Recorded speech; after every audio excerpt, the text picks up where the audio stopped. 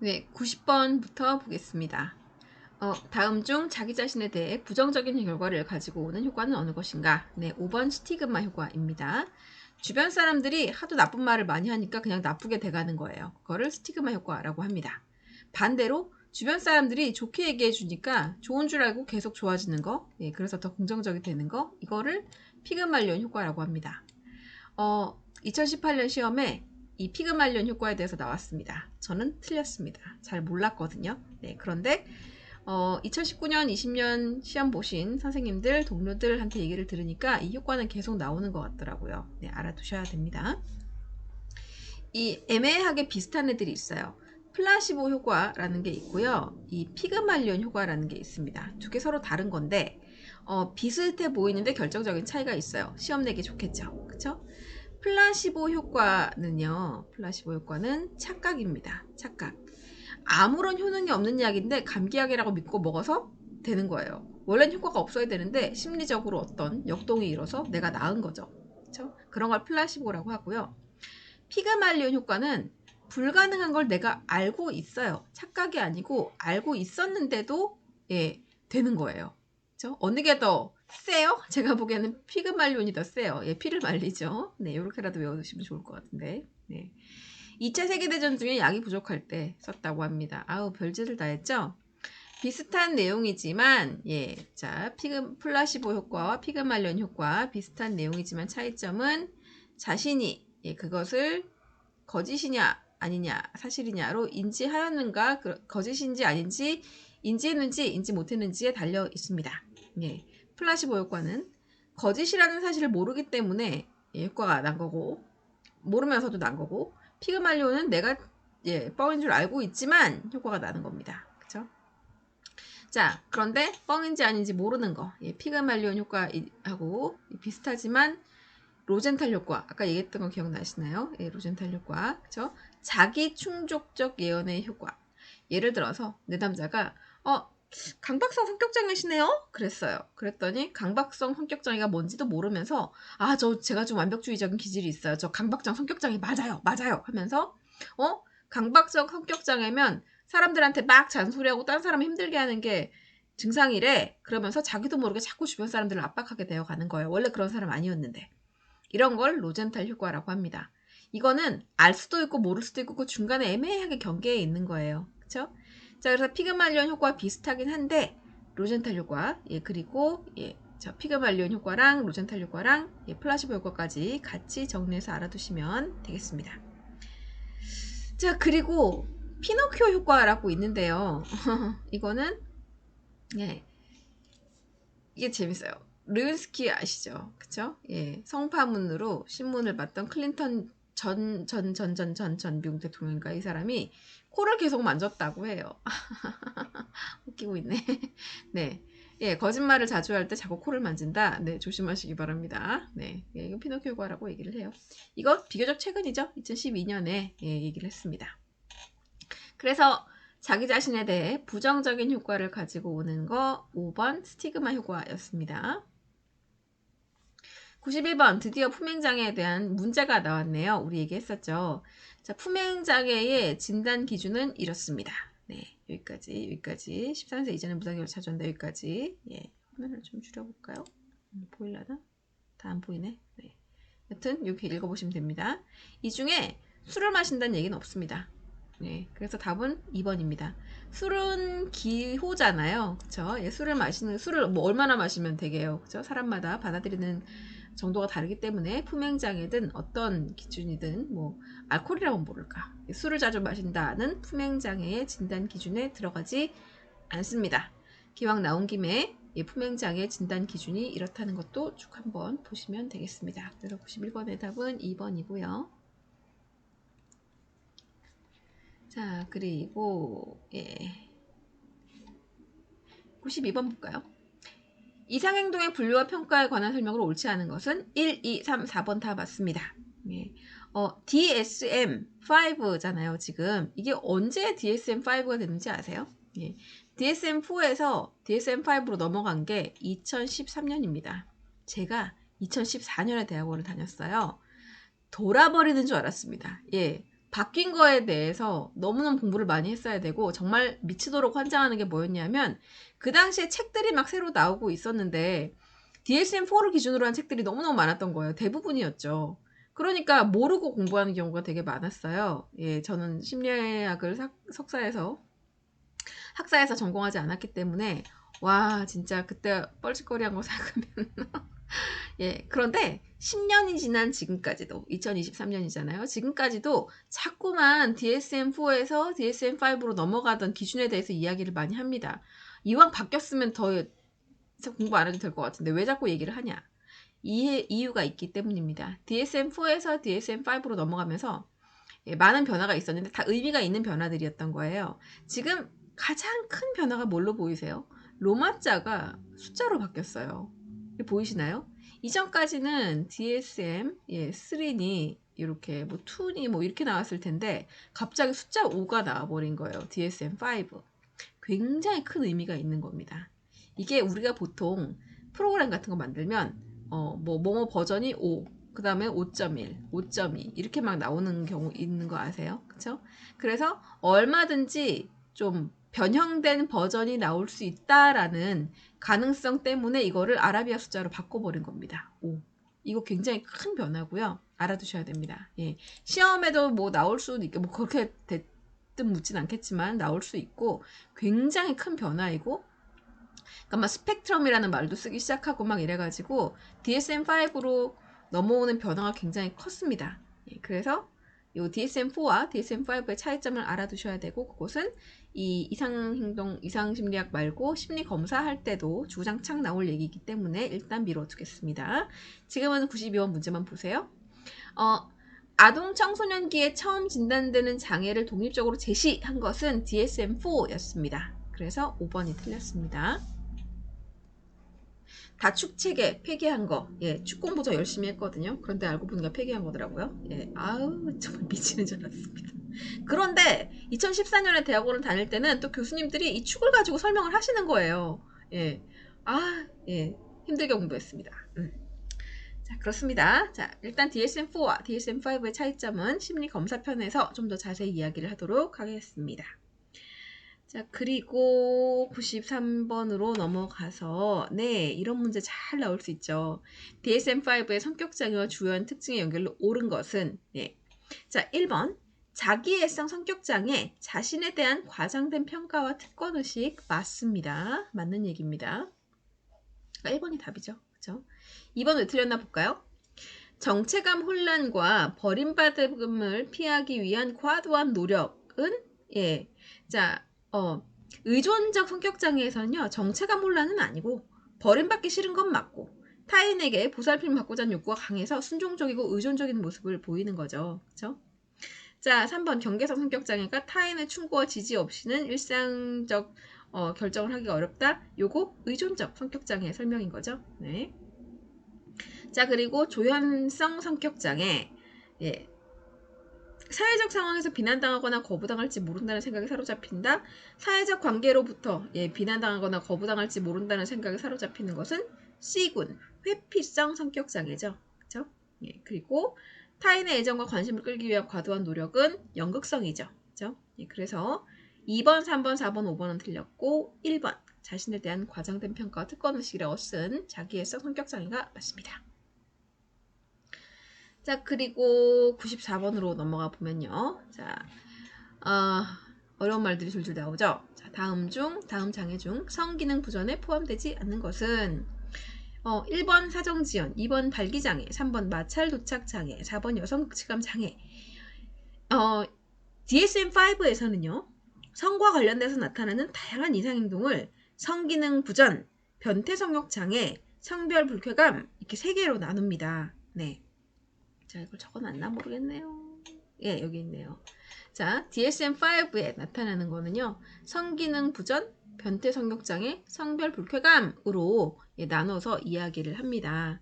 성기능 부전은 말 그대로 성행위를 방해하는 기능장애이고요. 변태 성욕은 다 죽여야 되는 것 같아요. 성행위 대상이나 성행위 방식에서 비정상적인 거고 성별 불쾌감은 자신에게 주어진, 예, 저 농담입니다. 변태 성욕장애. 불편하긴 하지만 우리는 확실하게 알아둘 필요가 있습니다. 네, 성별 불쾌감은 자신에게 주어진 생물학적 성에 대해서 불쾌감을 느끼는 거입니다. DSM-5에서의 이 성기능 부전 있잖아요. 예, 요거는 일단 여성과 남성으로 나뉩니다. 그리고 말이 줄줄줄줄 나와요. 사정지연, 발기장애, 여성 극치감 장애, 여성 성적 관심, 흥분장애, 성기 골반 통증 삽입장애, 남성 성욕감퇴장애, 조기사정, 물질 및 약물치료로 유발된 성기능 부전, 달리 명시된 성기능 부전으로 분류가 됩니다. 이거 왜 중요하냐? 성도착장애와 구분을 꼭 하셔야 됩니다. 불편한 부분이긴 한데요. 말도 좀 어렵고요. 그런데 상식적인 차원에서도 예, 요거 변태 성욕장애, 성도착장애와 구분해 두셔야 돼요. 예.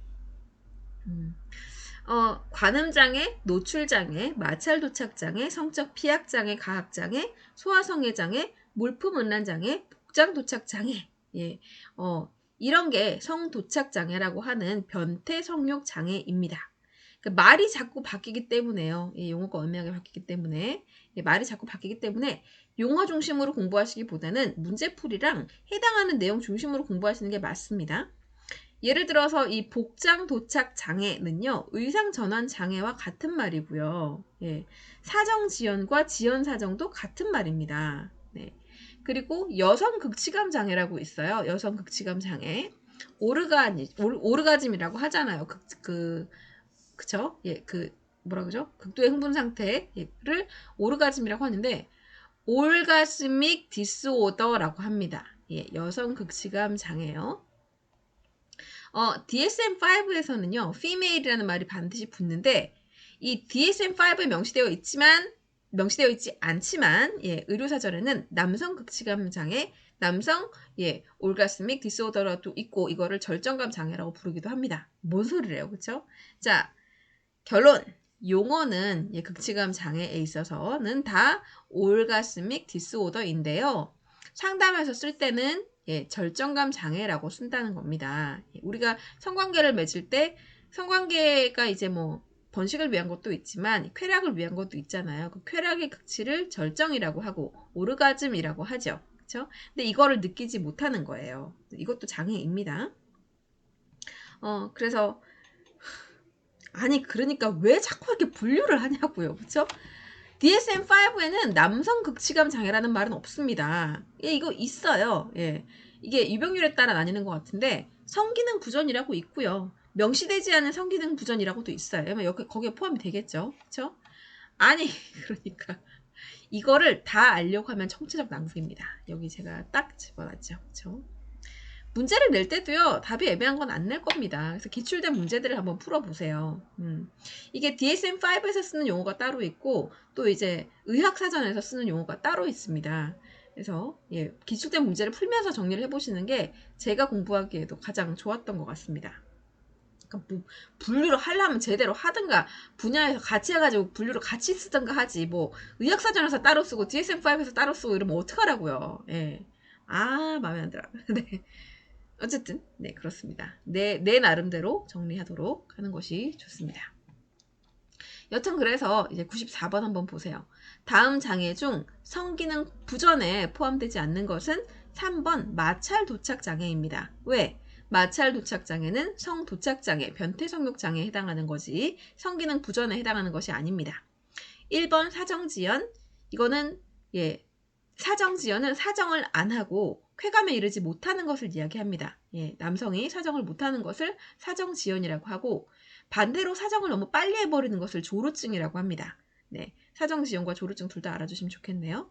그리고 발기장애, 이것도 성기능 부전이겠죠, 말 그대로. 4번 여성 극치감 장애, 그죠? 말하자면 성행위를 할 때 정상적인 성적 흥분 단계 이후에 극치감이 지연되거나 없는 경우 여자가 못 느낄 때를 얘기하는 거죠. 그래서 예, 오가스믹 디스오더. 다 성기능 부전인데 3번만 예, 때려 죽일 케이스인 거죠. 마찰 도착 장애.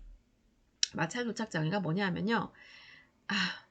이 마찰 도착 장애에 배우자 가족에게 시달리는 내담자가 있었습니다. 네. 자기의 성기를 문지르는 거예요. 마찰하는 거. 네.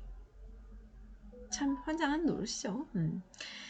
자, 그리고 95번. 그게 서로 좋으면 됩니다. 이걸 성기능 장애 뭐 이렇게 얘기를 막 하잖아요. 부부 사이에 또는 커플 연인 간에 은밀한 관계이기 때문에 서로가 만족할 수 있으면 그것을 장애나 뭐 이렇게 정신병리로 보지 않습니다. 서로에게 피해를 주고 아픔을 주기 때문에 이렇게 얘기를 하는 거죠. 95번 볼게요. 성도착장애, 변태 성욕장애입니다.에 관한 설명으로 틀린 것은 1번, 3번, 4번 전부 다 맞는 말이고요. 복장 도착장애, 의산전원장애 같은 말이라고 말씀을 드렸죠. 자, 2번 동성애를 하위 진단으로 포함하는 것 틀린 말입니다. 그렇지 않습니다. 여기 제가 써놨죠. 1973년이면 굉장히 오래된 때잖아요. 그쵸? 거의 40년 전, 50년 전인가요? 그쵸? 50년 전에 이미 동성애는 정신장애가 아니다라고 이야기를 했어요. 동성애를 질병이나 이상으로 분류하는 것 자체가 완전히 틀린 얘기니까 혹시라도 시험 문제에서 이런 부분이 나온다면 틀린 걸로 인지하시면 되겠습니다. 그래서 95번에 2번이고요. 96번 노출장애에 관한 설명과 가장 거리가 먼 것은 1, 2, 3번은 노출장애 설명 맞습니다. 노출 대상은 사춘기 이전의 아동에 국한되지 않습니다. 96번에 4번이 틀렸습니다.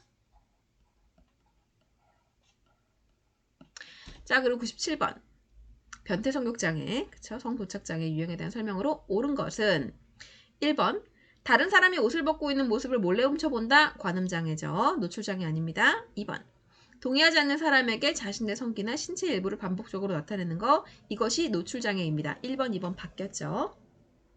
그 다음 4번 자, 굴욕을 당하거나 매질을 당하거나 묶이는 등의 고통을 당하는 행위를 중심으로 성적 흥분을 느끼는 거, 성적 피학장애입니다. 1번, 2번, 4번 틀렸죠? 3번이 맞는 말입니다. 사춘기 이전의 아동들을 대상으로 한 성적 활동을 통해 반복적이고 강렬한 성적 흥분이 성적 공상, 충동, 행동으로 발현되는 경우. 여기도 공상이라고 써야 되는데 틀렸네요. 그죠? 마음에 안 들어. 그죠? 네. 97번. 네는, 요거 3번이 틀렸습니다. 자, 98번. DSM-5의 성기능 부전에 해당하지 않는 것은, 2번 성정체감 장애입니다. 98번에 성기능 부전. 1번, 3번, 4번 다 맞고요. 성정체감 장애라는 말 자체가 없습니다. 이제는 DSM-4까지는 성정체감 장애라고 있었는데 DSM-5에서는 성정체감 장애라는 말 자체가 사라졌기 때문에 98번에는 97번에 3번, 98번에 2번입니다. 자, 그리고 99번. 자, 경험하는 성별과 자신의 성별과 심각한 불일치. 자신의 성적 특성을 제거하고자 하는 강한 욕구, 다른 성별 구성원이 되고자 하는 욕구, 이거를 성정체감 장애라고 불렀었다가 그 말이 사라지고 이제 성별 불쾌감이라고 이야기를 합니다. 그래서 99번에는 4번이고요. 자, 100번. 이 성별 불쾌감에 대한 설명으로 틀린 것은 자, 1번, 2번, 3번은 성별 불쾌감에 대한 설명이고요. 자, 강력한 성적 흥분을 느끼기 위해서 반대성의 옷을 입는다. 이것은 의상전환 장애에 대한 설명입니다. 100번에 4번이겠네요. 자, 101번. DSM-5에서 성불편증, 그쵸? 성별 불쾌감에 대한 설명으로 틀린 것은 이제 찾으실 수 있겠죠. 101번에는 4번입니다. 동성애자들이 주로 보이는 장애이다. 묻지도 따지지도 않고 완전히 틀린 말이죠. 동성애자들은 장애를 보이지 않습니다. 1번, 2번, 3번은 성불편증, 성별불쾌감에 대한 설명이 맞습니다. 자, 그리고 102번. 남성이 사정의 어려움을 느껴서 성적 절정감을 느끼지 못하는 거, 지루증이죠. 지루증. 또 아까 말씀드린 대로 뭐라고 또 얘기를 할 수 있을까요? 사정지연이라고 할 수 있습니다. 사정지연 못하는 거죠. 그죠? 이런 용어에 대한 거 헷갈릴 수 있으니까 잘 알아두시고요. 자, 그 다음 102번에는 2번, 103번으로 넘어가겠습니다.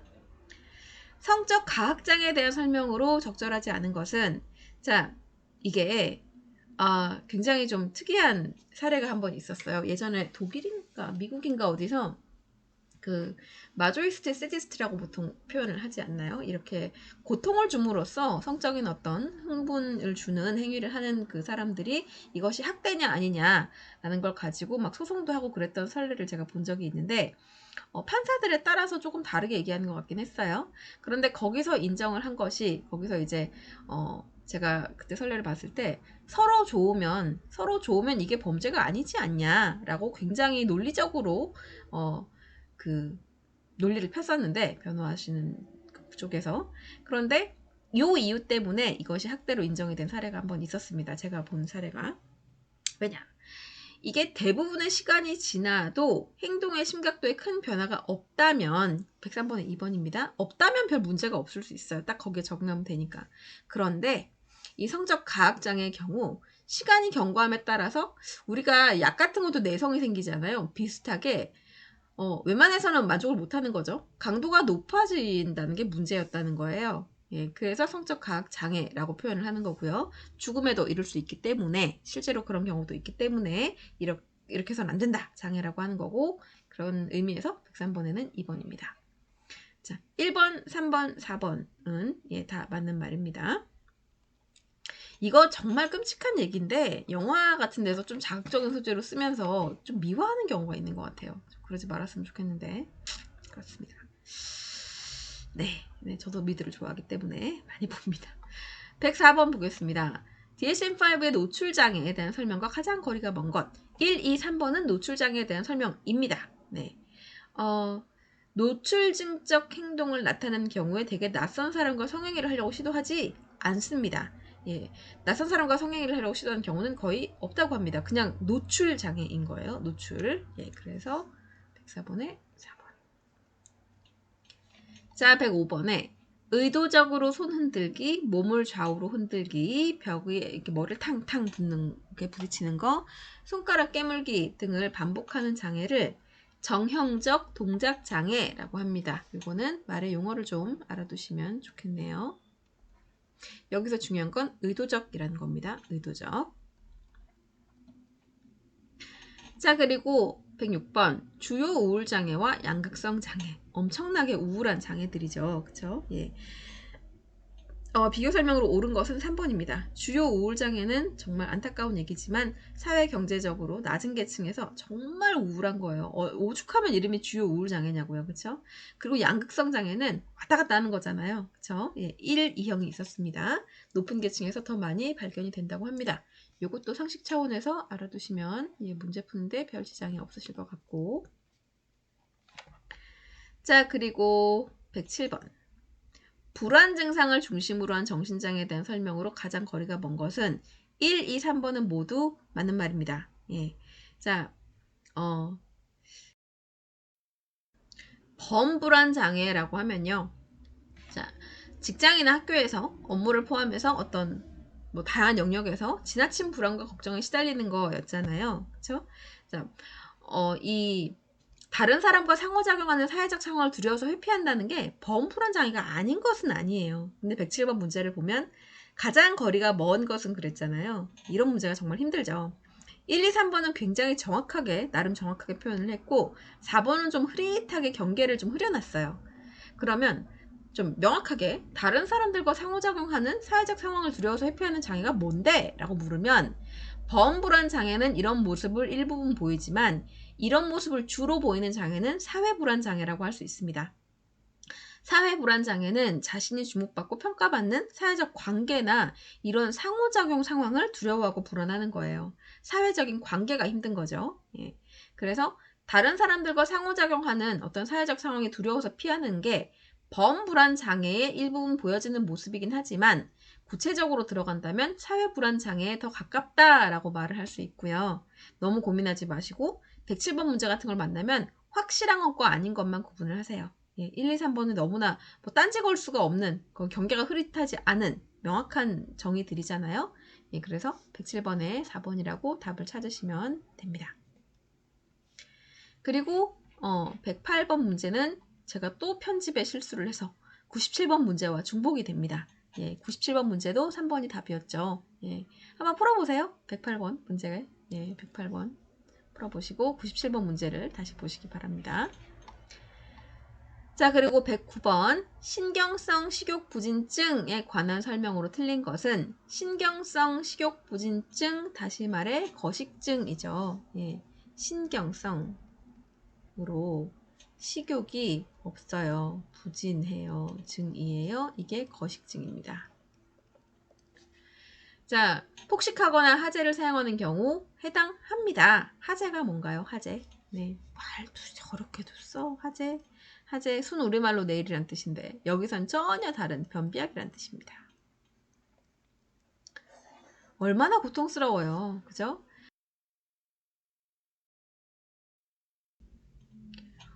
거식증인데 왜 변비약을 써? 거식증인데 왜 폭식을 해? 라고 생각하실 수 있어요. 그런데 이 신경성 식욕부진증에는요, 이 제한형이 있고요. 제한하는 형태가 있고, 그리고 예, 폭식 제거형이 있습니다. 폭식 제거, 예, 형 제거. 제한형은요, 미친 듯이 운동을 합니다. 안 먹어요. 안 먹고 운동합니다. 제한하는 거죠. 후자는 막 먹고 없애버리는 거예요. 너무 고통스럽겠죠? 그쵸? 여기에는 구토가 들어갑니다. 폭식과 구토. 이게 이 신경성 식욕부진증 거식증을 가진 사람들은요, 절대 안 먹고 미친 듯이 운동을 하거나 먹고 토하거나 또는 이 두 가지 모습을 다 보이거나 그런 모습들이 제일 많다고 합니다. 그래서 2번, 3번, 4번 체중과 체형이 지나치게 예, 영향을 미치고 깡 말랐는데도 자기가 살이 쪘다고 생각하는 예, 그런 게 있고 살이 찔까봐 걱정하는 게 있고 예, 입원 치료가 필요한 경우도 있고 2, 3, 4번 다 맞습니다. 그리고 1번 폭식하거나 이 변비약을 먹어서 다 빼버리려고 하는 제거하려고 하는 그런 모습도 거식증에 해당합니다. 그래서 109번에는 1번이 예, 정답입니다. 예, 틀린 겁니다. 그리고 110번 예, 자 조현병은 왜 생길까요? 조현병에 대한 설명. 그 유전적이다 라는 말도 있고요. 그쵸? 사회적인 어떤 환경 때문에도 있다라고 하는데 가장 잘 설명되는 거는 도파민 가설이라고 합니다. 그 도파민이라는 호르몬이죠. 신경 전달 물질이 과다하게 활동을 함으로써 그런 모습이 나타난다라고 한다고 하는데 네, 옳은 것은 2번입니다. 1, 3, 4번은 말도 안 되는 것들이죠. 예. 자, 그래서 이렇게 해서 이상심리학이 끝났습니다. 제가 한 문제를 중복하는 바람에 110문제가 아니라 109문제로 끝나게 되었죠. 다음엔 드디어 마지막 단원인 심리검사 부분입니다. 자, 심리검사 제1강에서 뵙도록 하겠습니다. 고생 많으셨습니다.